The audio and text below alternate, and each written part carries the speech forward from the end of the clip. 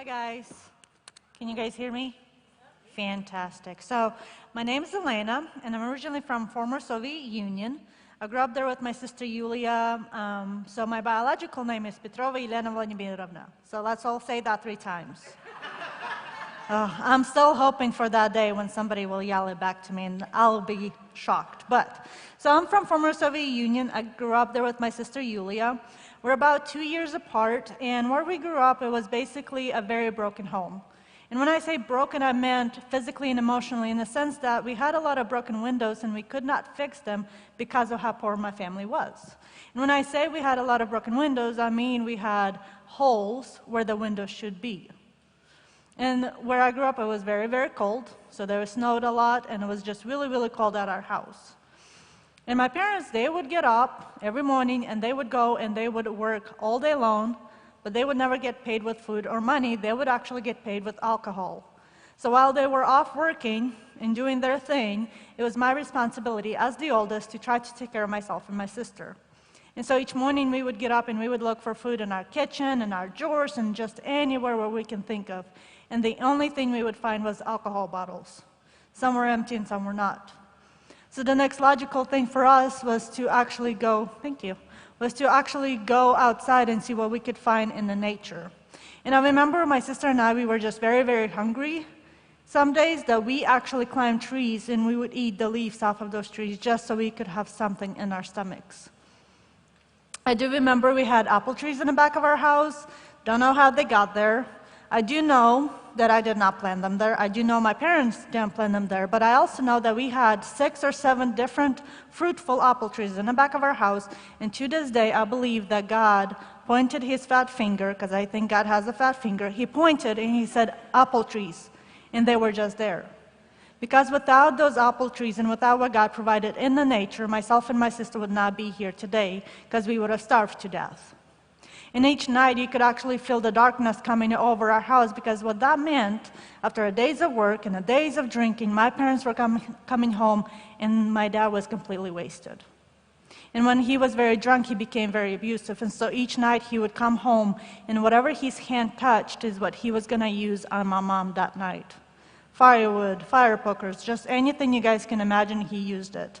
The first time I remember this actually happening, I remember my sister and I, we were just very, very small, and we actually tried to pull him off of our mom. And the look that he gave us, the look of "you gonna be next," scared us so bad that we ran out of our house in our underwear, and we would hide for hours on end in the snow waiting for my mom to come and find us after my dad passed out. And so that was just the life that I had until I was about 8 years old. And when I was 8, my parents were caught stealing some items, and so they were put into prison. And my sister and I, we were put into an orphanage. And truthfully for me, this first orphanage was basically a safe haven, in a sense that they provided us with 3 things that we really needed at that time. One of those things just being able to go to school. So my sister and I were 2 years apart, and we started our first grade together. And I loved going to school. I loved learning new things. I loved feeling like a normal kid, playing with other kids, just doing the kids' stuff. Loved it. Second thing at this orphanage was the fact that they provided us with a caregiver. Just having someone there physical to help me to raise my sister, that was a big deal for me, because by the age of 8, if you guys think about it, by the age of 8, I was her mom, I was her dad, I was her sister, I was her friend, I was her protector, I was her provider, and that is just a lot of weight to have for someone who's only 8 years old. So just having a physical adult to help me to raise my sister, that was amazing at this orphanage. And then third thing, I can't count apparently, but third thing was just my favorite thing, was the fact that they provided us with 3 meals a day. So like I said, we hardly had 1 meal a day at the house, so having 3 meals a day and snacks in between, that was like heaven to me right there, because I don't know about you guys, but I enjoy food. Since I've been in America, you know what type of restaurant I prefer? Take a guess. Buffet. Chinese buffets, it was godsend. But yes, you eat a lot, nobody judges you for it, and then you sleep, and then you get hungry again, and you do it all over again. It's fantastic. So being at this orphanage, having 3 meals a day was amazing. And we actually stayed at this orphanage for about 2 years. And at this orphanage, we got a chance to go to a public school, and so we had the opportunity to learn a lot more. And so it was just an amazing experience for us. And then after those 2 years, we were moved to our second orphanage because that orphanage was basically a temporary kind of a hold. And when my parents decided like they don't want us anymore, then we went to an actual orphanage, basically. So we went to this different orphanage, and if you guys know anything about orphanages, if the siblings get moved from one orphanage to the next, those siblings will get separated from each other, and then they will get moved from each other to different orphanages.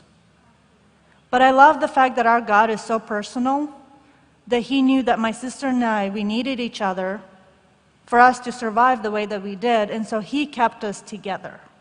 And so we were moved to the second orphanage together, and again, we had caregivers, we had food, we had a school, but the school was a little bit different in the sense that it was an orphan school. And so just to give you guys an example, the orphan school wasn't very great at giving us education. We had a girl who was 13 years old, and she was still in 3rd or 4th grade. Okay? And again, if you know anything about orphanages, by the age of 18, kids will get kicked out because they need to make more room for more kids. So let's say she's 13. 5 years later, she could have been in 7th, maybe 8th grade if she was lucky. Now imagine sending your kids or your grandkids into the real world today with the education of a 7th or 8th grader here in America. Would you expect them to succeed on their own? There's no way. Now imagine as girls coming from this orphanage with an orphan school education of 7th or 8th graders and being sent out, there's no way for us to succeed. And so at this orphanage, we did not have that hope for the future. The thing that I had to look forward to as a girl at the orphanage was prostitution. That was one way that I could work to put some food on my table for me and my sister. So there was no hope for my future. There was really no joy. The caregivers, they were there just to do their job, just to make sure that none of us killed each other, and then they went off and went back to their homes, went back to their families. So there wasn't much love at this orphanage. And so I love the fact that we get to pack these shoeboxes, and I get to tell you guys how important these shoeboxes are to the kids like myself. Growing up at the orphanage, we didn't have any toys to play with. And when I say that, I mean literally we didn't really have any toys except for a special occasion. We had like a teddy bear. If you had like a picture taking session or something, that's your teddy bear, and that's it, nothing else. We didn't have a playground. If you guys seen the pictures of the orphanage, it was just a beam stock, not a beam stock. You walk across it. Thank you, balance beam. Yep, that's the one. And then the pull-up bars. That is the only things that we had to play with at the orphanage. And so at this orphanage also, we didn't have a lot of clothes. And everything that we had, there was nothing to our name. So basically, for us kids, if we were to disappear one day, nobody would even know that we were there. Because there was just nothing to our name at this orphanage, because all the clothes and all the shoes that they had, that was for everyone to share.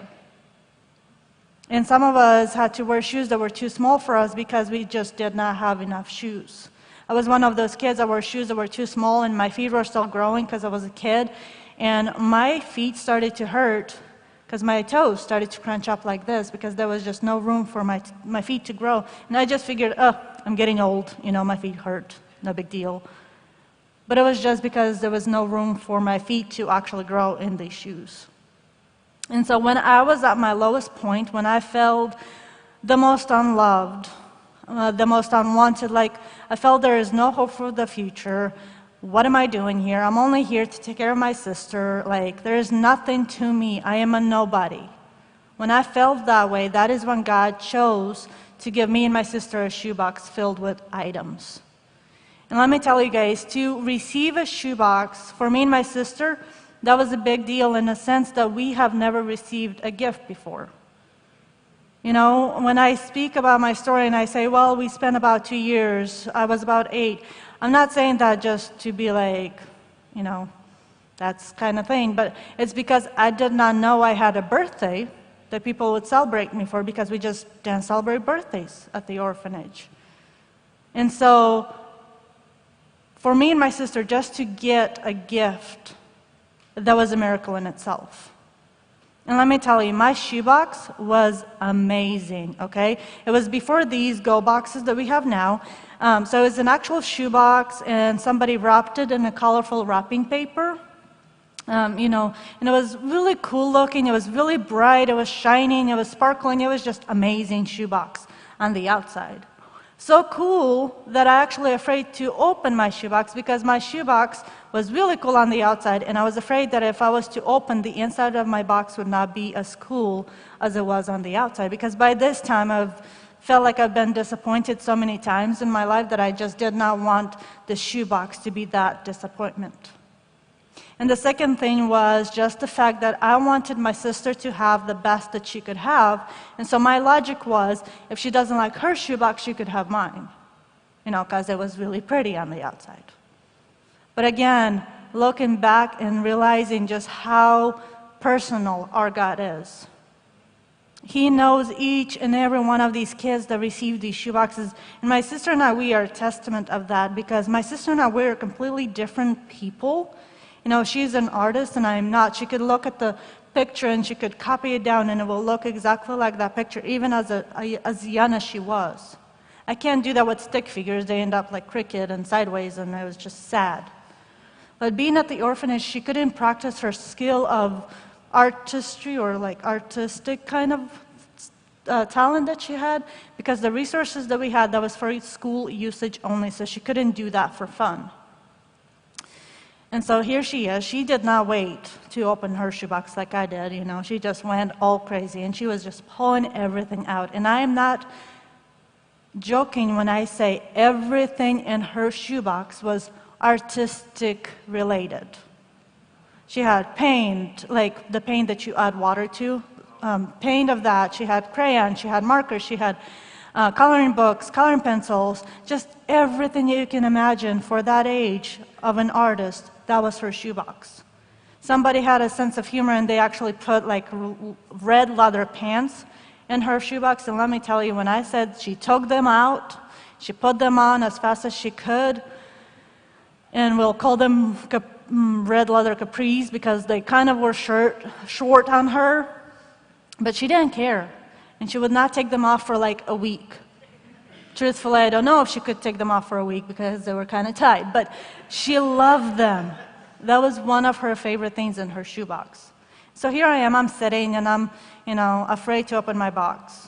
And then I look to my sister, and she is just pulling everything out. Look at this, look at this, look at this.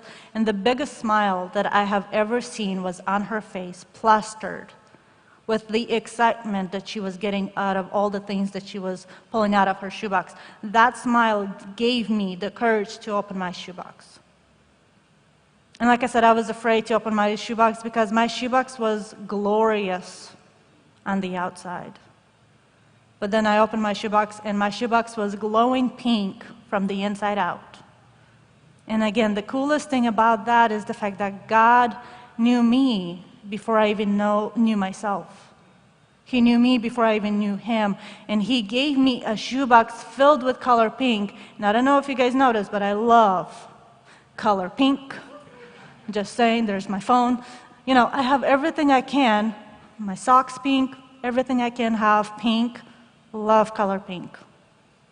When I was in college, I came to a class, doing whatever I was doing at the college thing, studying. I came to a class, and one of my friends turned to me, and she's like, "Elena, what's wrong with you? Are you sick today? Like, what's going on?" I was like, "No. Do I look sick? Why are you asking?" She's like, "Well, you don't have anything pink on." So I was just worried. I was like, "Well, I haven't done laundry in 3 weeks, so I'm kind of catching up, So I love color pink, and people notice whenever I don't have something pink on me. And God knew that about me, and He gave me a shoebox filled with color pink. I had pink toothbrush, which was amazing. I had a pink teddy bear. He became my best friend because at the orphanage, I had to pretend to be this very strong, independent woman. If you mess with me and my sister, I'm going to mess with you kind of thing. But at night with this teddy bear, I could tell it all my secrets, how I felt alone, how I just wanted love, how I was just a scared kid. And one of the coolest things I got in my shoebox was actually a pink pen. Similar to this, yes. It was similar to this, it's not the pen, but my pen was a little bit taller, and it had a wire, well, the fluffies, the wire, and then the heart would dingle on it. You guys seen those before, right? I can never find them anymore, but I got one of them. And it was the most amazing pen I have ever had. First of all, because it was pink. At the orphanage, we had blue for the students and red for the teachers. That was it. So having a pink pen was unique, and mine had fluffies. And it had the heart, and it would dingle, and I hit my sister a few times. It was just really fun. Until I got the opportunity, and I was like, I wonder if the ink of my pen is pink as well. And as I pressed down just to write something, just to see the ink of my pen, as I pressed down, the pen, you can't tell it now, but the pen lit up. And I went ballistic. I was like, guys, drop everything and look at my pen. If it was darker, you guys would see. It lights up, and it's amazing. And I love this pen. It was the coolest thing I got in my shoebox.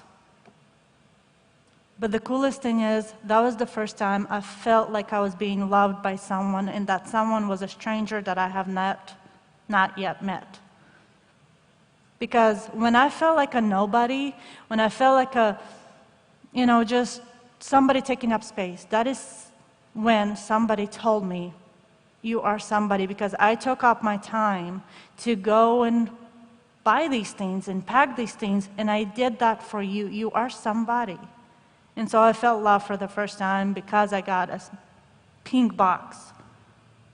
But the coolest thing out of the whole ordeal is actually this booklet. It's in my native language, so you probably can't read it, but it's called The Greatest Gift. And I got it on top of my box. So they gave me my box, they gave this booklet, and I got to look at it. And I got to read it before I even opened my shoebox. And let me tell you, when I read stories about this guy named Jesus, how he came and died for our sins, and I read this, and it was the first time I have ever heard the name of Jesus. It was the first time I got to read what he has done for me. And when I read this, I thought it was the biggest fairy tale I have ever read. Because this booklet was telling me that a creator of everything came down and he died for me, a nobody, an orphan. And he did that not because I was the most popular person or the most amazing or beautiful person ever. He just did that because he loved me. And for an orphan who felt like nobody loved her, my own parents didn't want me. The ones that's supposed to love me, they didn't want me. I wasn't good enough for them. And then I read this booklet, and it's telling me that a creator of everything, King of Kings and Lord of Lords, did that specifically for me. And I just could not wrap my mind around that kind of love. But like I said in the beginning, I had no hope to hold on to. And this booklet became that hope. And so I actually started to pray to God that I thought was a fairy tale. And I prayed for a family that would want me and my sister together, because we were a package deal. And I guess I didn't pray specifically enough, because not only did I get adopted with my sister, but I got 2 younger brothers as well. So I am the oldest of the 4 now. My family is crazy. I am very blessed with them. God has blessed me by using a small pink shoebox to change my life. Not, with the future of looking into selling my body to put some food on my table, I get to come and speak to churches now, encourage them to pack more boxes. Like the pastor was saying today, I actually wrote it down, but you don't have to do something big for God. I wrote it down. Something about doing great for God. Yeah. And you guys do that with each and every one of these shoeboxes that you pack. And I know sometimes we feel like, oh, it's just a shoebox filled with things. It's not important. But I'm here today to tell you guys, it was so important to me. You know, when I got my shoebox and I felt that love for the first time that I've never felt before, and I got to hear about Jesus and what he has done. And yes, I was still on the fence about the trust because, you know, I had my own issues. And I always waited for that one shoe to drop with God until I got adopted. And God used my dad here in America to basically show me 1/4 of the love that God has for us. In a sense that my dad learned to say, "I love you," in my native language, because he knew that until I was 12, when I was adopted, I've never heard that before from another human being. And so for him to come into, my sister and I shared a room, so for him to come into our room, and to this day, he still does this, he will kiss us on our foreheads, give us hugs, and say, "Yati blue." Well, he says it in English now because I can understand it, but he said it in my native language. And when I heard that for the first time, I was like, "Whoa, God, whoa, Dad, like, what are you doing? Like, what am I supposed to do with that? How am I supposed to react? How am I supposed to, like, give it back? Like, I don't know." And my dad just made it a tradition every night until I started to learn he was giving that love to me freely. I can accept it, I can reject it, and, you know, it was just there. And a lot of these kids don't get to hear about Jesus. You know, a lot of these kids don't know that there is a Heavenly Father in their corner fighting for them each and every day until you guys pack a shoebox and you guys tell them about the good news, which is Jesus. So I am very thankful for you guys for allowing us to come here tonight, for sharing my story with you guys, and just encouraging you guys, basically being here just to encourage you guys that you do make a difference, you know, and you guys do small things with the shoebox, as we might say, but God could do great things with these shoeboxes. And so I know that you guys last year packed 191 shoeboxes, which is amazing. I mean, that is 191 children that get to feel love for the first time from you guys.